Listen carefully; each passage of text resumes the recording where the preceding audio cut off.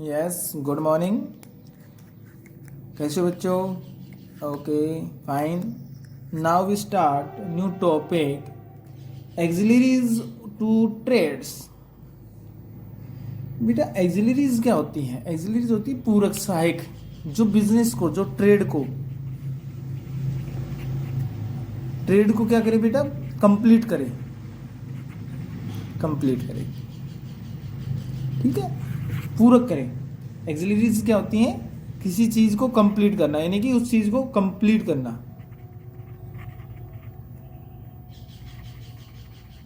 Auxiliaries, ठीक है। तो बेटा एक्सिलरीज क्या होते हैं कि इससे हमें ट्रेड क्या होता है? फैसिलिटीज प्रोवाइड करता है।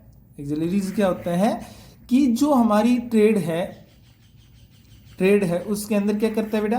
फैसिलिटीज प्रोवाइड करता है।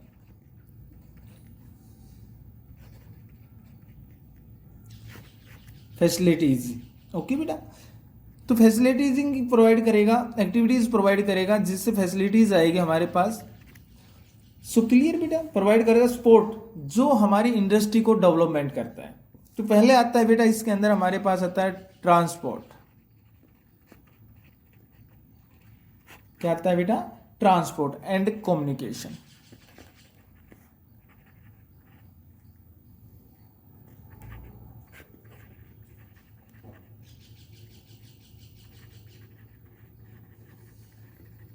Transport and communications. देखो बेटा, ट्रांसपोर्ट एंड कम्युनिकेशन रिमूविंग करता है। क्या करता है? रिमूविंग करता है एक प्लेस से, वन प्लेस से टू अनदर प्लेस। भाई ट्रांसपोर्ट है, रिमूविंग करेगा वन प्लेस से अनदर प्लेस के लिए। भाई जो भी गुड्स हमारे पास होते हैं बेटा, उनको वन प्लेस से अनदर प्लेस से क्या करेगा? रिमूविंग करेगा। सो आगे बेटा, जैसे भी जो भी हमारे पास प्रोडक्शन हो रहा है बेटा, क्या हो रहा है? प्रोडक्शन प्लेस से कंज्यूमर प्लेस के ऊपर, कंज्यूमर प्लेस के ऊपर क्या कर रहा है? कन्वर्ट कर रहा है, रिमूव कर रहा है। तो क्या कहलाता है? ट्रांसपोर्टेशन कहलाता है। क्योंकि कम्युनिकेशन से क्या होगा? अब मान लीजिए हमारे पास कोई भी चीज़ है बेटा, कोई रिमूव करना है, यानी कि हमारे पास कम्युनिकेशन क्या करता है कि हम कॉल करते हैं कि हमें इस चीज़ की रिक्वायरमेंट है। क्या है बेटा? रिक्वायर है। तो मीन्स जब हमारे पास रिक्वायरमेंट है तो हम कॉल कम्युनिकेशन करेंगे कि भी इस प्लेस पे हमें ये प्रेजेंट की रिक्वायरमेंट्स है। आगे बढ़ सकते। एक जनरली सी बात बेटा, मान लीजिए हमें कोई भी प्रोडक्शन, मेनली हमारे आसाम है, दार्जिलिंग है, कॉटन के लिए गुजरात है, जूट के लिए वेस्ट बंगाल है, उड़ीसा है, शुगर के लिए यूपी है। आगे बढ़ सकते में, तो यहाँ पे प्रोडक्शन होगा। जैसे मान लीजिए शुगर चाहिए हमें, शुगर कहाँ से आएगा बेटा? यूपी से, क्योंकि हमारे पर प्रोडक्शन का प्लेस कहाँ होता है? यूपी में। जूट है, जूट का प्रयोग कहाँ होता है बेटा? जूट वेस्ट बंगाल में, वेस्ट बंगाल। जूट कहाँ होता है बेटा? वेस्ट बंगाल में। तो मीन्स हमें हरियाणा में जूट की रिक्वायरमेंट है बेटा, तो कहाँ से आएगा? प्रोडक्शन प्लेस कौन सा हो गया? वेस्ट बंगाल। कौन सा हो गया बेटा? Production place. और कंज्यूमर प्लेस कौन सा हो गया? कंज्यूमर प्लेस हरियाणा हो गया। सो क्लियर बेटा? नेक्स्ट आता है बेटा अपने पास बैंकिंग। देखो बैंकिंग एंड फाइनेंस, आपको पता है बेटा बिजनेस का अनडिस्पेंसेबल पार्ट्स होता है। यानी कि जो बैंक एंड फाइनेंस होता है बेटा, बैंक एंड फाइनेंस जो होता है बेटा, वो ट्रेड का मोस्ट इंपॉर्टेंट पार्ट होता है।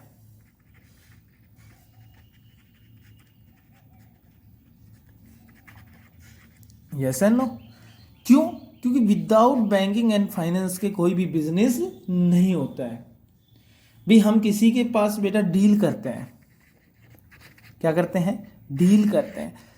सपोज करो राम है एंड श्याम है।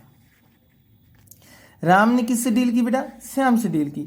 तो जब डील होगी तो इसके अकाउंट्स में क्या करेगा? डिपॉजिट करेगा। और डिपॉजिट करेगा तो मीन्स हमें क्या चाहिए? फाइनेंस चाहिए, तो बैंकिंग चाहिए। विदाउट डिपॉजिट कोई डील नहीं होती है। आगे बस इनमें अब बेटा देखो, जनरली सी बात है, हमें फाइनेंस लोन पर बैंक क्या करता है? लोन भी प्रोवाइड कर देता है। हमें पैसे की रिक्वायरमेंट है, लोन्स ले लेते हैं उससे, तो हमें आगे बस इनमें तो उसकी रिक्वायरमेंट्स होगी। तो ऐसी प्रक्रिया हमारे पास चलती है, तो बैंकिंग फाइनेंस से एक्सेप्टेड करता है। सो क्लियर। नेक्स्ट बेटा हमारे पास आता है इंश्योरेंस। देखो बिजनेस के अंदर बेटा रिस्क बहुत ज्यादा होता है। बिजनेस के अंदर क्या होता है बेटा? रिस्क होता है। और आपको पता है बेटा, रिस्क होगा, डिसेबिलिटी होगी ह्यूमन लाइफ की, तो हमारे पास क्या होगा? वे प्रॉपर्टी बैरिंग होगी, खत्म हो गई। सी में माल चल रहा है, शिपमेंट्स हो गया, डूब गया जहाज, तो हमें कोई नुकसान होता है, लॉस होता है। तो उस लॉस के बचने के लिए हमें क्या करवाना पड़ता है? इंश्योरेंस करवाना पड़ता है, ताकि हम एक स्थान से दूसरे स्थान पर जब यूज करें, बिजनेस को ले, प्रोडक्शन को ले जाएं, तो हमें ज़्यादा रिस्क ना महसूस हो। So clear. नेक्स्ट बेटा वेयर हाउसिंग। नेक्स्ट बेटा वेयर हाउसिंग। वेयर हाउसिंग क्या होता है बेटा? आपको पता है goods are not consume when they are products. बेटा जब प्रोडक्शन होता है, जब हमारे पास क्या हो गया? प्रोडक्शन हो गया। और जब बेटा प्रोडक्शन हो गया तो क्या सभी गुड्स कंज्यूम हो जाते हैं? क्या सभी गुड्स कंज्यूम हो जाते हैं बेटा? No, not consumption. तो बेटा जो कंजम्पशन नहीं हुआ है, तो उस गुड्स को हमें रखने के लिए किसकी रिक्वायरमेंट्स पड़ती है बेटा? वेयर हाउसिंग की। किसकी रिक्वायरमेंट पड़ती है? वेयर हाउसिंग की पड़ती। क्यों? क्योंकि गुड्स को डैमेज ना हो, खराब ना हो। आगे बात समझ में। अब इससे क्या होगा? रिस्क मिनिमाइजेशन होगा, प्राइस स्टेबिलिटी रहेगी, फाइनेंस स्टेबिलिटी रहेगा। क्यों? क्योंकि बेटा जब हमारे पास गुड्स है, प्रोडक्शन हो गया, हमने इसको पैकिंग करके पैकिंग की और वेयर हाउसिंग में रख दिया। जैसे रिक्वायरमेंट हुई, हमने क्या किया? गुड्स को वेयर हाउसिंग से लेके आए और सेल कर दिया। तो मीन्स इससे क्या होगा? हमारे पास प्राइस ज्यादा नहीं होगी, मिनिमम प्राइस होगी। ओके। सो के लिए एडवर्टीजमेंट, एडवर्टाइजिंग। देखो बेटा एडवर्टाइजिंग क्या होता है? एक जनरली सी बात है बेटा, जब कोई भी प्रोडक्शन होता है तो उसकी आइडेंटिफिकेशन, पहचान बनाने के लिए हमें क्या करना पड़ता है बेटा? उस चीज को शो करना पड़ता है। जब तक हम कोई चीज शो नहीं करते हैं, जब तक चीज कोई हम शो नहीं करते हैं, तो उसके बारे में हमें डिटेल नहीं पता चलती है। ठीक है। अब जब तक आपको नहीं दिखाया जाता है भी, आपको माइंड में फेस बार बार, जब आपको देखा होगा बेटा कई चीजें ऐसी होती हैं, आप मूवी देखते हो, वीडियो देखते हो, बीच में एडवर्टीजमेंट आती है, डिफरेंट प्रोडक्शन की एडवर्टीजमेंट आती है, तो उस प्रोडक्शन के बारे में हमारे माइंड में हो जाता है, पिक्चर्स बन जाती है। जैसे टूथपेस्ट ले लीजिए, कोलगेट, आपके माइंड में कोलगेट आ जाती है, क्योंकि हम बार बार उसी चीज को देखते हैं। आपने कोई गाड़ी खरीदी, आपके माइंड को माइंड वॉश कर दिया जाता है कि आपने गाड़ी वैगनार देखी, स्पीड देखी, जो भी आपके माइंड में आती है, आपको वही चीजें बार बार दिखाई देती है। तो एडवर्टीजमेंट क्या करती है? आपने आपके जो माइंड है उसको क्या करती है? साफ कर देती है, माइंड वॉश कर देता है। और उस प्रोडक्शन के बारे में, नया प्रोडक्शन आया, नया प्रोडक्शन मार्केट में इंट्रोड्यूस हुआ, तो आपको पहुंचाने तक, आपको नए प्रोडक्शन को कैसे जानेंगे? एडवर्टीजमेंट के द्वारा जानेंगे। क्योंकि जब तक आपको न्यू प्रोडक्शन की एडवर्टीजमेंट नहीं होगी, तो आपको कैसे पता चलेगा कि मार्केट में न्यू प्रोडक्शन आया? ओके बेटा। अब बेटा objective of the business, next point हमारे पास आता है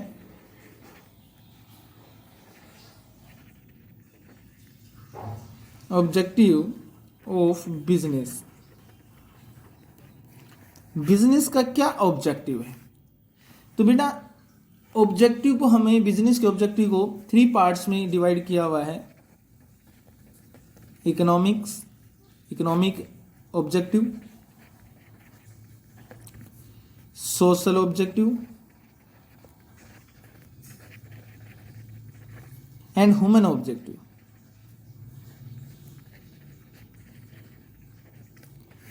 okay, objective part in 3 parts, economic objective, social objective and human objective.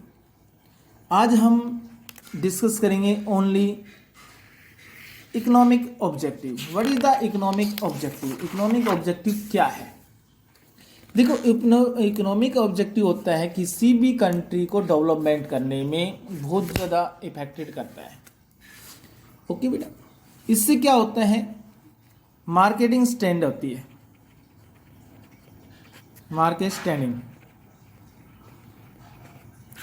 भाई इकोनॉमिक एक्टिविटीज के अंदर बेटा, ऑब्जेक्टिव के अंदर, इससे हमारे पास क्या होगा, मार्केट स्टैंडिंग होगा, कंपटीशन होगा, कंपटीशन की पोजीशन होगा, क्योंकि इसके अंदर, मार्केट के अंदर बहुत ज़्यादा मात्रा में शेयर इंटरप्राइज होते हैं, पर्टिकुलर मार्केट सेगमेंट होते हैं। ओके, इनवोल्यूशन,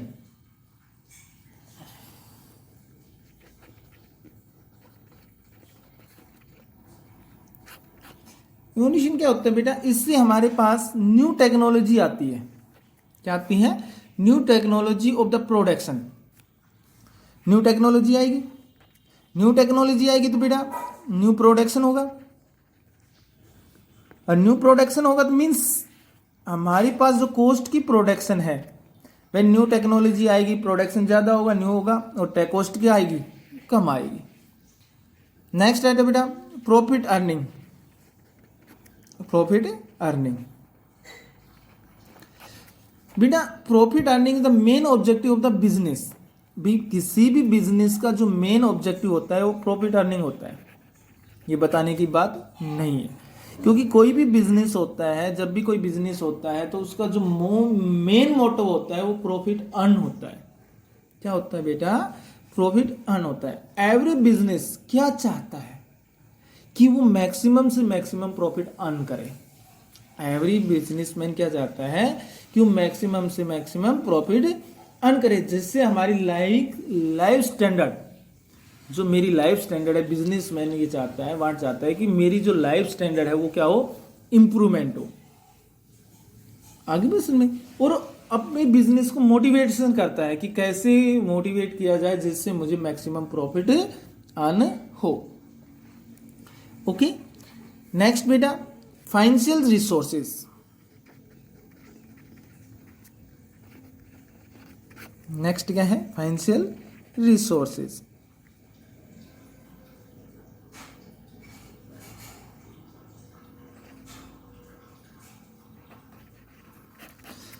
तो बेटा फाइनेंशियल रिसोर्सेज क्या है, देखो द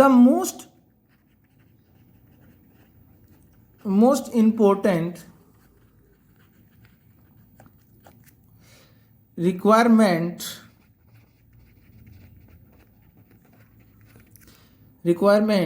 होती है बेटा of a business is financial resources. देखो the most important requirements, business के लिए मोस्ट इंपॉर्टेंट रिक्वायरमेंट होती है किसकी बेटा, फाइनेंशियल रिसोर्सेज। भाई कोई भी फाइनेंशियल रिसोर्सेज है, बिजनेस है, उसके लिए फाइनेंशियल रिसोर्सेज की बहुत इंपॉर्टेंट होती है। क्यों, विदाउट फाइनेंस के बिजनेस को कन्वर्ट नहीं कर सकते, बिजनेस को चला नहीं कर सकते, डेवलपमेंट नहीं कर सकते। भाई हमारे पास फंड अवेलेबल है फॉर द प्रोडक्शन, भी मेरे पास प्रोडक्शन के लिए क्या बेटा फंड अवेलेबल है, तो भी मैं प्रोडक्शन करूँ पाऊंगा। भाई मान लीजिए मेरे पास किसी गुड्स का प्रोडक्शन करना है, कोई भी गुड्स है उसका क्या करना है, प्रोडक्शन करना है। जब मुझे प्रोडक्शन करना है तो मुझे किसकी रिक्वायरमेंट पड़ेगी बेटा, फंड्स की। अगर मेरे पास फंड ही नहीं है तो मैं कहाँ से प्रोडक्शन करूँगा। अब प्रोडक्शन नहीं होगा तो प्रॉफिट अर्न कहाँ से होगा। आगे नहीं बात समझे। अरे बोलो। तो इसलिए बेटा मुझे किसी भी चीज को प्रोडक्शन करने के लिए किसकी जरूरत पड़ेगी? फाइनेंशियल रिसोर्सेज के लिए। ओके, नेक्स्ट बेटा हमारे पास आता है प्रोडक्टिविटी। प्रोडक्टिविटी देखो बेटा, मेन जो बिजनेस एंटरप्राइज इंक्रीज है, कोई भी बिजनेस होता है उसका जो मेन एम है, ऑब्जेक्टिव है, यानी कि जो इकोनॉमिक एक्टिविटीज है, ऑब्जेक्टिव है, उसका जो मेन है वो प्रोडक्शन को इंक्रीज करना है। उसका जो मेन उद्देश्य क्या होता है? प्रोडक्शन को इंक्रीज करना है। प्रोडक्शन को क्या करना है बेटा? इंक्रीज करना है। So clear? क्योंकि जब तक प्रोडक्शन को इंक्रीज नहीं करेंगे तो मार्केट के अंदर प्रोडक्शन इंक्रीज नहीं होगा, और प्रोडक्शन इंक्रीज नहीं होगा तो मीन्स हमें प्रोडक्शन की क्या हो जाएगी? लैक आउट, कमी हो जाएगी। जब कमी हो गई तो मीन्स हमारा बिजनेस ग्रोथ नहीं करेगा, तो मेन ऑब्जेक्टिव नहीं हुआ, तो इकोनॉमिक ग्रोथ नहीं होगी। तो इकोनॉमिक ग्रोथ का मेन ऑब्जेक्टिव जो होता है वो क्या होता है बेटा? प्रोडक्टिविटी होता है, जिससे प्रोडक्शन को क्या करें? इंक्रीज करें। जिससे प्रोडक्शन को क्या करें बेटा? इंक्रीज करें। सो क्लियर बेटा? तो मीन्स मैं फिर कर रहा हूं बेटा कि इकोनॉमिक्स ऑब्जेक्टिव क्या है? इकोनॉमिक्स सोशल ऑब्जेक्टिव नहीं, इकोनॉमिक, यानी कि इकोनॉमिक्स को कैसे इंक्रीज करें। तो पहला होता है द मार्केट स्टैंडर्ड होनी चाहिए, क्योंकि डिफरेंट गुड्स प्रोडक्शन और कंपटीटर ज़्यादा होते हैं। इनोवेशन के अंदर क्या होता है बेटा? नई टेक्नोलॉजी। नई टेक्नोलॉजी आएगी तो मीन्स प्रोडक्शन क्या होगा? ऑटोमेटिक इंक्रीज होगा। मेन नेक्स्ट होता है बेटा प्रॉफिट अर्निंग, कि एवरी बिजनेस क्या चाहता है कि उसको मैक्सिमम प्रॉफिट अर्न हो। क्या हो? मैक्सिमम प्रॉफिट क्या करे? अर्न करे। विदाउट प्रॉफिट कोई भी बिजनेस अर्न नहीं, डेवलपमेंट नहीं होता है। फाइनेंशियल रिसोर्सेज आपको बताया बेटा, the most important requirements of the business is a financial resources. जो बिजनेस को बेटा मोस्ट इम्पॉर्टेंट होती है, रिक्वायरमेंट होती है, वो किसकी होती है? बिजनेस की होती है। Without business resources, financial resources के कोई भी डेवलपमेंट नहीं होता है। क्यों? जब हमारे पास फाइनेंशियल रिसोर्सेज नहीं होंगे तो प्रोडक्शन नहीं होगा, प्रोडक्शन नहीं होगा तो मीन्स डेवलपमेंट नहीं होगा। प्रोडक्टिविटी, प्रोडक्ट को बेटा इंक्रीज करना। देखो जब तक हम प्रोडक्ट को इंक्रीज नहीं करेंगे, जो बेस्ट यूजेबल नहीं बनाएंगे रिसोर्सेज, भी मेरे पास रिसोर्स है, क्या है बेटा? रिसोर्स है। इन रिसोर्स को मैं क्या करूंगा? अच्छे से यूज करके प्रोडक्शन को इंक्रीज करूंगा। अच्छे से यूज करके क्या करूंगा? प्रोडक्शन को इंक्रीज करूंगा, ताकि इकोनॉमिक का ग्रोथ हो सके, ताकि इकोनॉमिक्स का क्या हो सके बेटा? ग्रोथ हो सके। जब तक इकोनॉमी का ग्रोथ नहीं होगा तो ऑब्जेक्टिव बिजनेस का मेन उद्देश्य है। सो क्लियर बेटा? इसी के साथ बेटा कल हम आपसे डिस्कस करेंगे social objective, human objective. Okay, फिर बेटा हमारा लास्ट टॉपिक बच जाएगा रिस्क। 2 दिन के अंदर बेटा हमारा चैप्टर कंप्लीट हो जाएगा। एनी कोई डाउट हो, एनी कोई प्रॉब्लम हो तो then can ask. Have a nice day. Thank you.